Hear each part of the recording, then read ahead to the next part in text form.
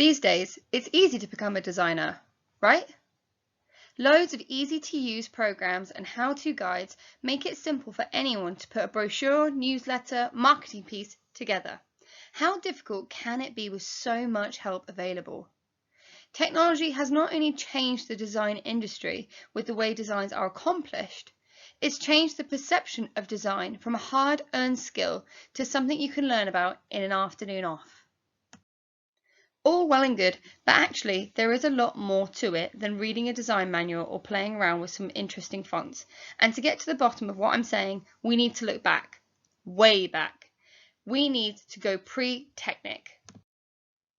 In the beginning, there was only drawing and artist equipment and drawing boards, plus a typesetter, usually quite grumpy, who sat in a darkened room and stoically interpreted the designer's markup to fire out reams of typesetting sheets for the art worker to paste onto a board following the designer's concept.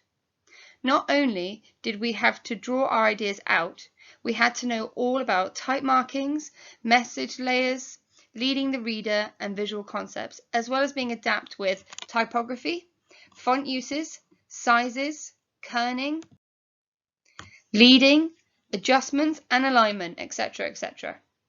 We actually learnt this by gaining knowledge from even further back, typesetting in its earliest form, yet those little metal pieces that were laboriously put into a typeset block ready to be manually inked up and roller printed. All a very long time ago. However, I can honestly say that a lot of the basics that were shown to me back then still come into play today, and the knowledge makes for a better understanding of a design. How many designers from this generation have that skill? The answer is not many. Why? Because this generation have developed their artistic skills via the art of DTP, desktop publishing, which does it all for you. It all began in the early 1980s when DTP software such as Publisher, PageMaker, etc. became available. However, they were quickly outshone by the release of the QuarkXPress software in 1987. Designers had the biggest shock of their lives when all of a sudden the drawing board was replaced with a Mac, which housed this new program. There were no PCs for designers in those days, only Macs would do.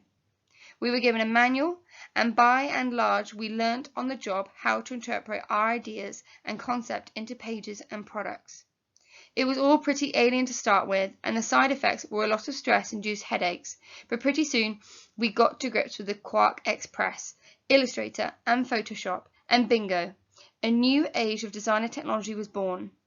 By 1990, QuarkXPress 3 had become the software choice for publishers worldwide.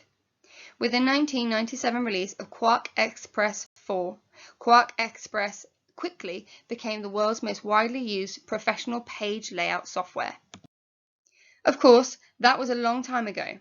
Now we all use the Adobe Creative Suite, comprising of InDesign, Illustrator, Photoshop, and Acrobat, the latter being the most amazing addition to the suite by enabling files to become generically opened and interactive.